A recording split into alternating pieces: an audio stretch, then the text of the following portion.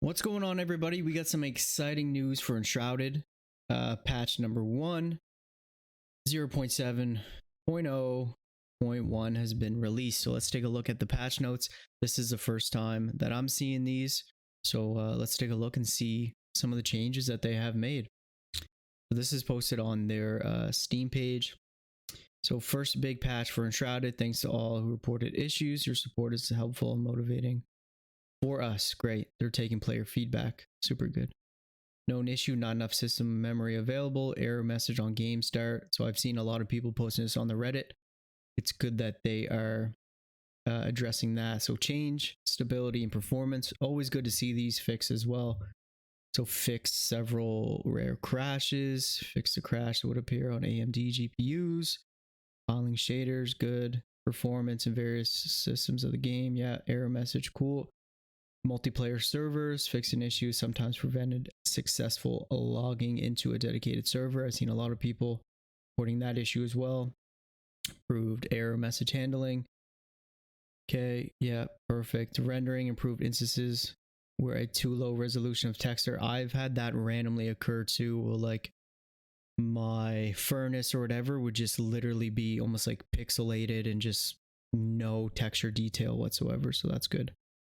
Game world. So the timer of the reset of content in the game world has been lowered to 30 minutes. I think it was 2 hours before this. Reset still only occurs while the player, when no one's in the direct vicinity. So 30 minutes, I think it's going to be cool to see how this plays out. But in my opinion, 30 minutes might be too low because it's kind of annoying. You know, you're always in that game loop where you set out, you adventure, kill things, cool, get some resources, go back to the base, make some more food, deposit your resources, make some more materials, and then venture out again. So 30 minutes might be too short, especially where you can just like log out, close the server, reopen it, and it resets everything anyway. But now you kind of don't have an option to where you go back to that zone. Then things will be respawned. But I wonder if someone's in the vicinity, if that'll reset it. So at 29 minutes, you head back to the zone. It restarts that 30-minute internal like countdown. So that'll be interesting to see how that plays out. A few more terrain material deposits, key locations, so that's really good too. I wish they were more specific with that. What materials, maybe not the locations, but you know, areas. That's really good for some of the ore people have been struggling with. Improved visibility of amber. Thank God, man. This was a pain in the ass. They also added a few locations in the game where it can be found. I'm definitely going to be jumping in and seeing what that new amber looks like. So improved scattering of tumbleweeds. I mean, that's fairly irrelevant. Points of interest have been polished concerning visuals, chest locations, gameplay. I wish they were more specific with that. So did they add chests? Did they move the locations? And they change gameplay. So like what does that mean, really? Fix several areas where the path was blocked by dirt. Okay, again, I don't fully understand that. I haven't ran into that issue myself. So definitely, again, I'll be jumping in to see. Improve visuals for the ground fog. Added more ground. Okay. We'll see how that is too. I've had the issue of having fog in my base. It's super annoying. Gameplay, recipe for the rake. Okay, so they fixed that. That's huge. I myself had that issue. A lot of other people did as well. Not being able to craft the tier 1 rake. First magical storage chest is now available earlier. Okay, so that one, you know, like I think the pacing and progression system for the magical chest was fine. But if the majority of the player base had an issue with it, then yeah, I'm all for changing that. Includes armor pieces and completion requirement. It also auto completes after clearing. Okay. Second tier glider, advanced glider can now be crafted earlier. I didn't really see an issue with that, but again, if the majority of the player base does, then yeah, all for fixing it. Fixed an issue with the quest about upgrading equipment that allowed completion without having all required runes. When upgrading equipment, the necessary runes are now taken. Perfect. That was in my video. That was a big thing that I didn't fully understand, but I'm all for that. Lowered the cost for tin bars. Ooh, all for that as well. That was in my previous video. Fixed a few incorrect ingredients in tier 4 recipes. Okay, a bug where stamina for jumping wasn't deducted correctly. Okay, so that was in my video too. You could just cheese it and you could jump everywhere and never lose stamina. Fixed a bug. Wait, while a sprint jump and a double jump always use up their intended stamina costs. Okay. Fixed a bug where players could seamlessly chain long sprint jumps. Short run up. So that short run up, that's going to have to be, checked out, see how that feels. Hopefully it's not weird and clunky. Fixed a bug where players could interact with hook anchors behind. I remember being in my base trying to loot flax and you would just grab a random hook that you had placed in your base. Or loot a chest even in the open world and just go flying. Using the glider, could hook anchors, yeah. Interacting with a bed. So I've seen lots of videos of people doing that. You pretty much just float continuously up. Fix the warrior skill absorb. I didn't spec into that personally. It's going to be cool to see the changes for that. So they did nerf water auras. A lot of the comments on my previous video addressed that being an issue.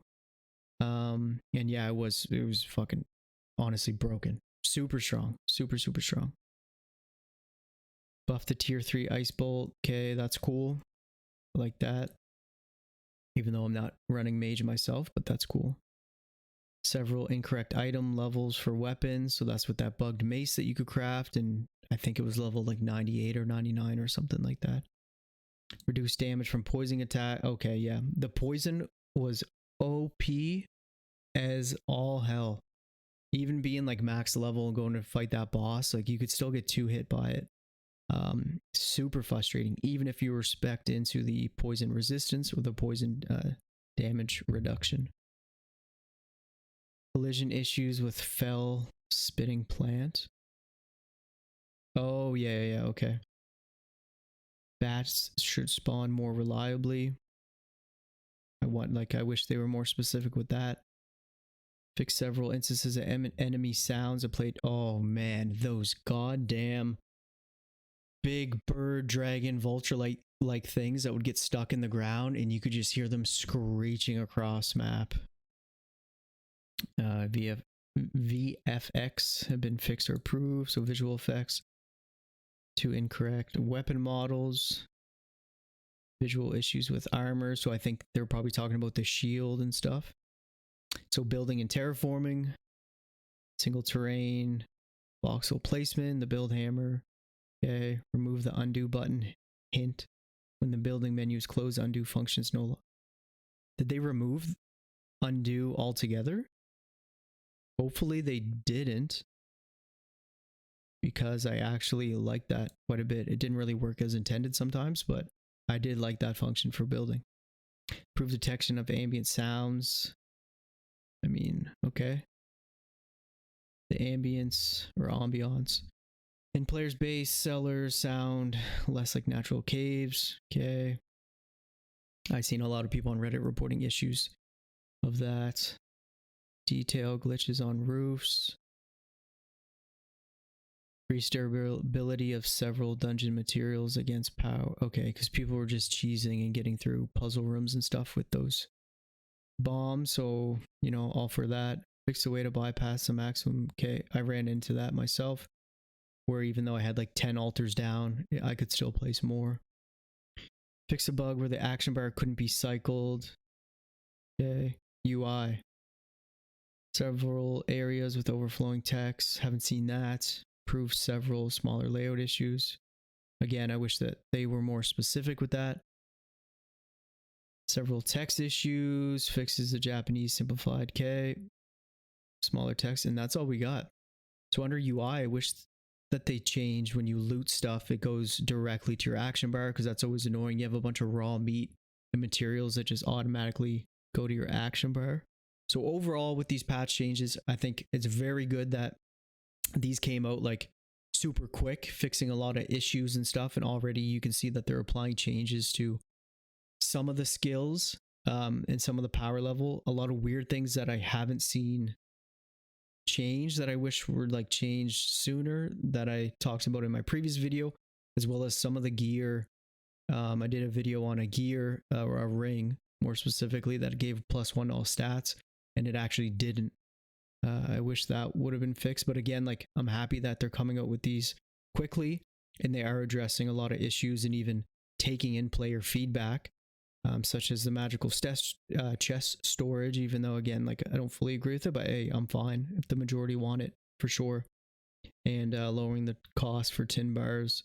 I think overall these changes have been great, and I can't wait to get in the game and kind of see what some of these changes actually look like from a player standpoint. But yeah, overall, no complaining, and I'm happy to see that they're able to implement and act on some of these changes and player feedback so quickly.